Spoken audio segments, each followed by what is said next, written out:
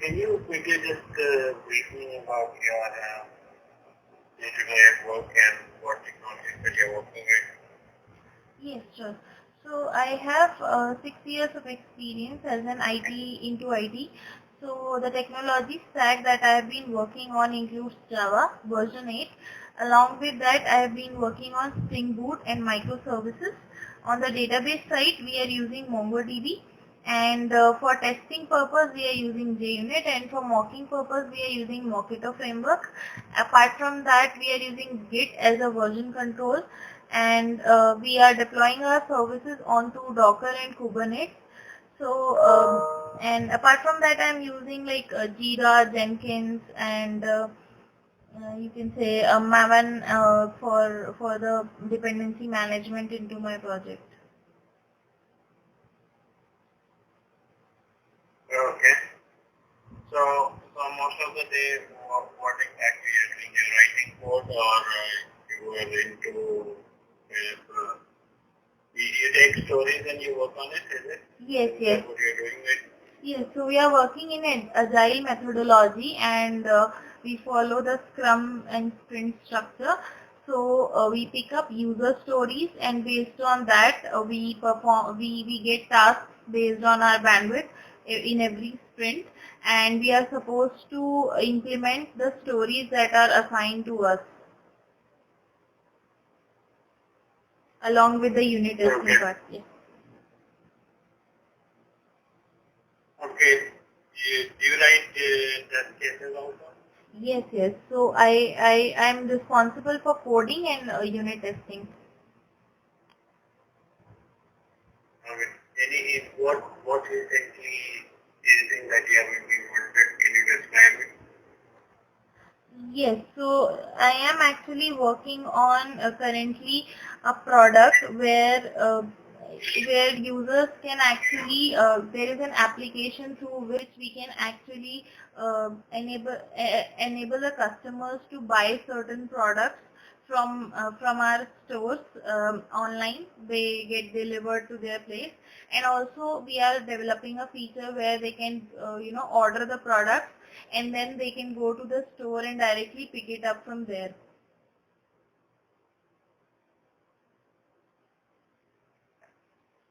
Okay. And what is the test cases? How you are writing the test cases for this? So for this, like we have a notification based system, and we have multiple services like for example, an order is placed. So we have a product catalog service into which we have the list of all the products, and as soon as some order is placed, so that is also that thing is actually maintained by another service. So as soon as some order is placed, there is a notification that goes to the order service, and it actually saves all the details relevant to that order into the database. And if you talk about the test cases, we are performing unit testing, like whatever logic we are writing as part of our business logic into the service layer.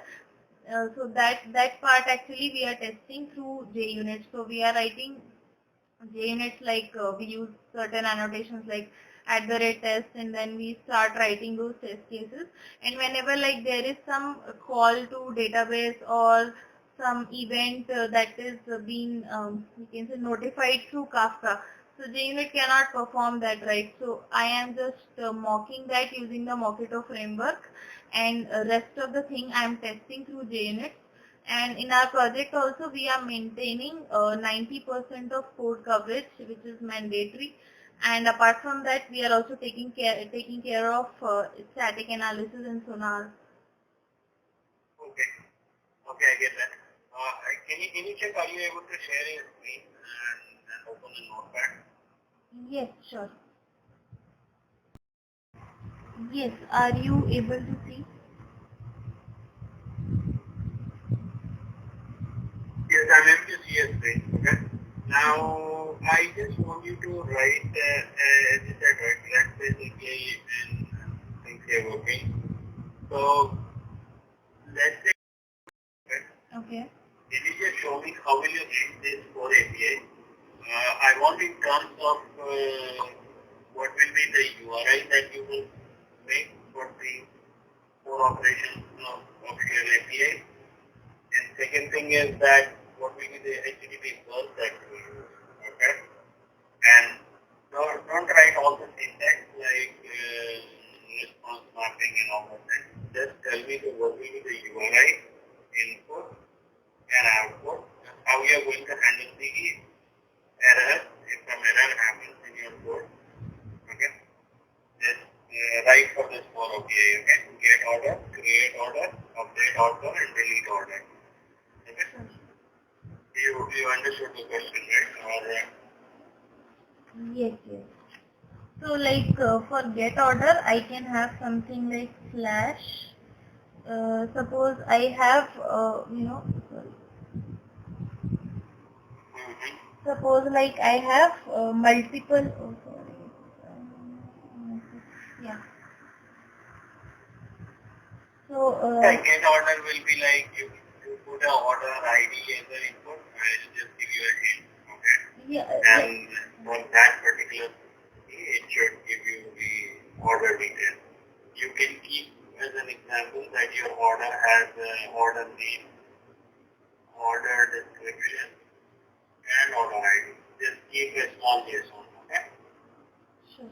Like for example, I can have two get APIs like get all, which will be slash order. So it will get all the orders for me. And if I can have like get by ID like this, I can specify the path parameter that is ID. And if you talk about put request, that will be some create request. So in that we can have like slash. So that there will be post request first, and then there will be post request, which will be like slash order. Yeah, this will be the post request. Now suppose if I want to update something, I will do a put request, which will be slash order, and suppose I am updating by ID. So this will be a put request, which will be order ID, and delete request will also be, just a second, there will be this delete request, which will be like slash order, and then through ID I will be deleting the that particular order. So if you are talking about like what should be the structure of order, I'm just writing it like some pseudo code. Like I will have an order class into which you mentioned that there will be private I can have a string. I can have an ID. Apart from that, like I can have string name. And apart from that, what you wanted me to have? Like. Yeah, description, you can write some description or something. That's okay actually. Yeah. Okay, sure. So I can have like. Right. There is a type. String ID and name and description something. Sure. Like there will be a description. And then we can have getters and setters. I have created this private so that no one can directly modify it. It has to be through getters and setters just to have good coding practices. And then even we can use, like we generally use Lombok. So we use @data, so we need not to provide all these implementations.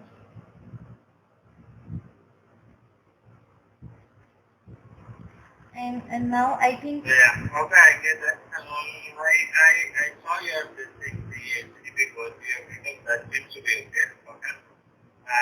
Now, can you tell me that you are getting, let's say you are getting 401 error, okay? From your get order API. Okay. Like 401 is actually unauthorized So suppose like we usually have at the time of login, what we do is we provide the credentials at the time of login from the client to our backend services, and then it gets validated, and post validation it actually returns a bearer token. So with every request that we make, every kind of REST request that we make, we have to provide a bearer token that is first validated, and then only you can go ahead and hit that API and processing will take place, and then only you will get the response. So 401 is something that your token or whatever mechanism you are using for validating your authorization of the user is not, you can say, correct, because of which it returns 401 unauthorized. Okay, what is present in your token that it tells that okay that your token is not it's an authorized token. Do you have any idea on that? How it validates the token? So it is actually bearer token that that is encoded string through which it validates. Although I haven't got a chance to work on to the user management service as such, so I'm not very sure about how this entire thing works. But that is a bearer token that is actually in encoded form and pretty long. Okay, where token you are using and that is like okay. So you didn't get a chance to check inside the token what it is. No, actually. Inside the token. No. Oh, that's fine. Okay, not an issue. Okay. Now, second thing is that, okay, there's a simple question. For example, can you create an int array with element 3, 5, 7, 9, 11? Sure.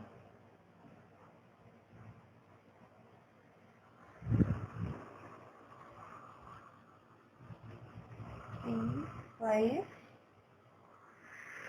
9, 11.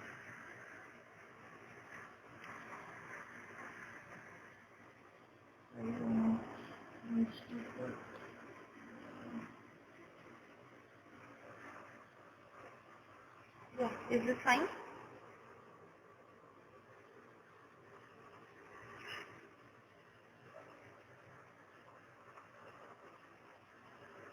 One minute. Sure.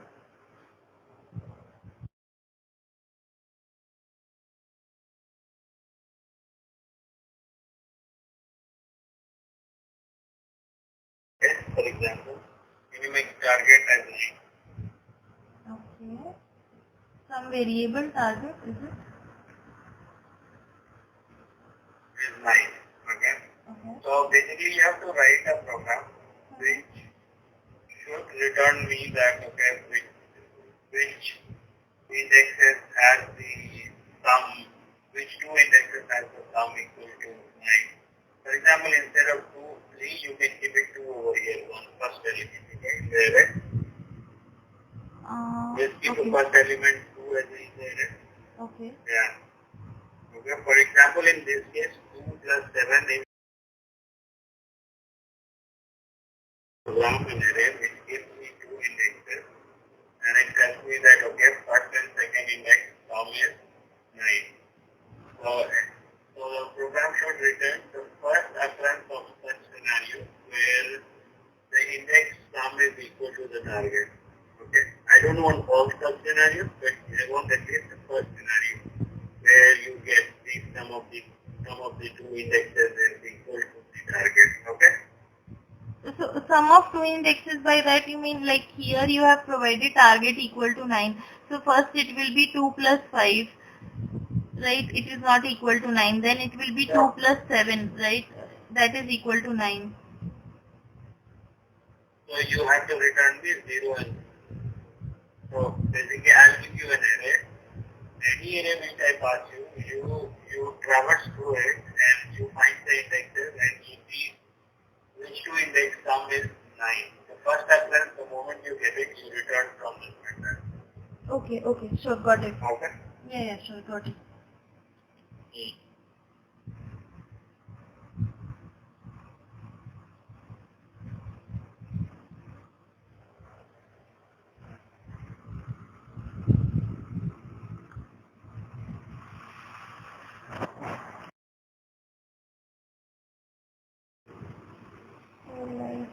I do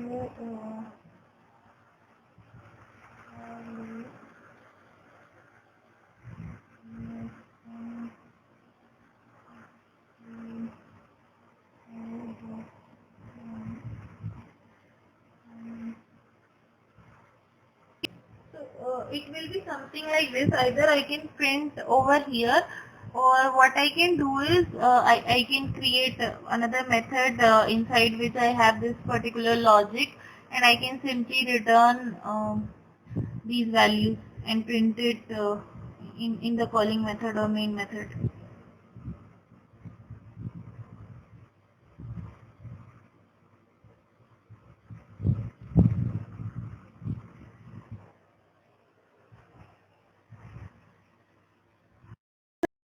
Maybe you are trying to put two folders, is it? Yes. So first one is actually like running from 0, and second one is at the next position. So in the first loop, like 2 will be compared with all rest of the elements. If that sum is there, it will print it out and exit. Otherwise, it will move to I equal to 1, that is 5, and then it will start comparing with rest of the elements.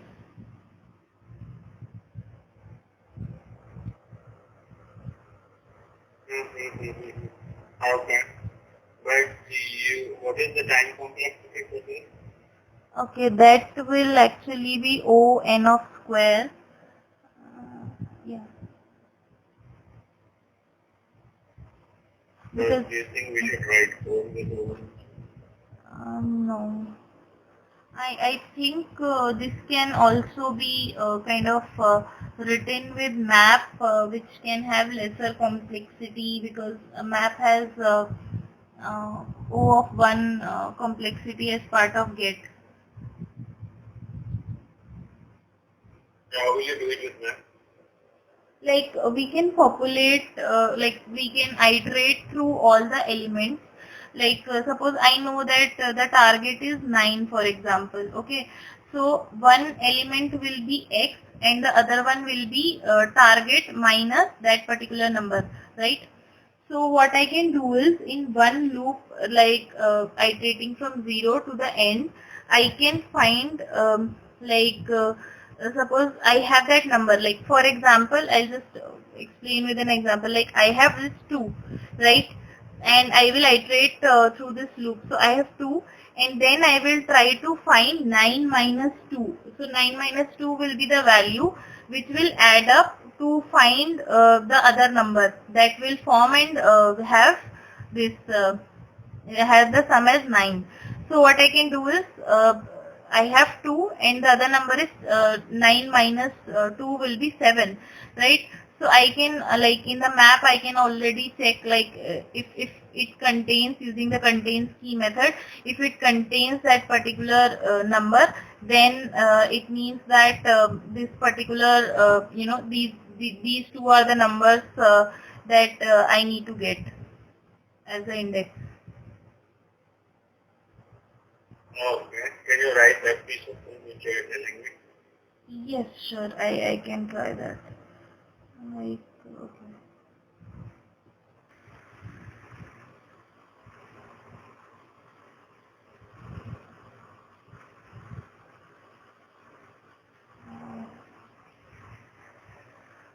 I think it will be something like this.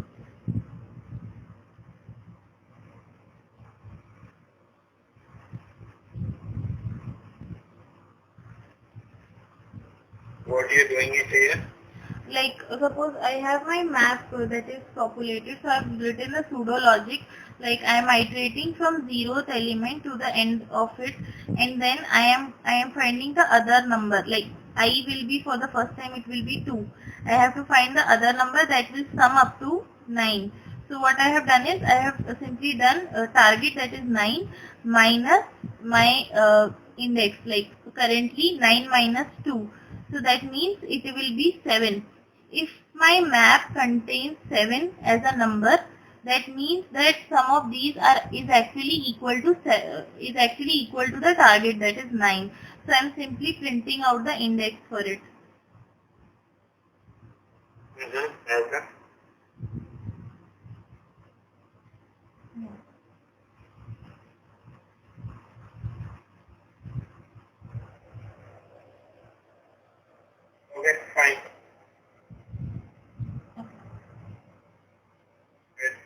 will work as a self-service.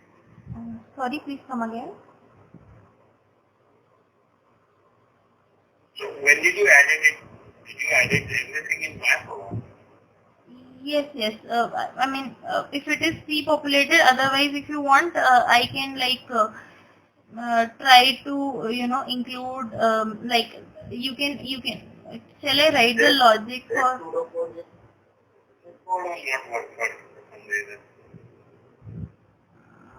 So do you So want? where did you add it in? Okay, I actually written it over here. If you want, I can add it. Map contains the value. Okay, you already described it. Okay, fine. Yeah. Okay, I'm good with this. Okay. Sure. I'll update my comments. Thanks. Sure. Sure. If you have any question, you can ask. Yeah, I would just like to know what kind of a project and technology stack is there for which you guys are actually hiring. Okay. Okay, technology stack is we write test cases, we write REST APIs. We are writing GraphQL layers on the REST APIs. Okay. Okay. Probably GraphQL will be a little new to you. Okay. Yeah. The thing is that basically GraphQL is from front end to back end. We are writing a wrapper which is getting the value from the microservice and sending the value to the front end on the React side of it. Okay, but the kind of work which you described, we have a similar job actually. Okay. Okay. That sounds good. Yeah. Okay. Fine. And you said you have 6 years of experience, right? Yes.